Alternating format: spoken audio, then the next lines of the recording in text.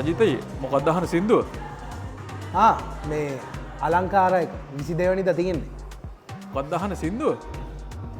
ඒකට මෙහෙමයි. හැම ගන්න තැන් තියෙනවා, අපිට ඩිසර්ට්ස් ගන්න තැන් තියෙනවා.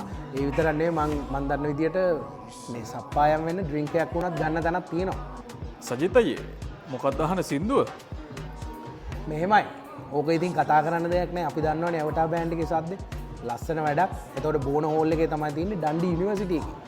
නෑ ඒක නෙමේ. මොකක්ද අහන සින්දුව? මේ එදා දවසට ඕගොල්ලොන්ට මං හිතන්නේ මේ ඒ තියෙන වෙනිව් එක තියෙනවානේ. එතන මේ සින්දු අහන්න විතරක් නෙමෙයි නටන්නත් හොඳ ස්පේස් එකක් තියෙනවා.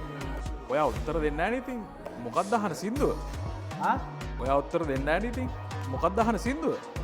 මෙච්චර ලැබුවේ අහන සින්දුවද?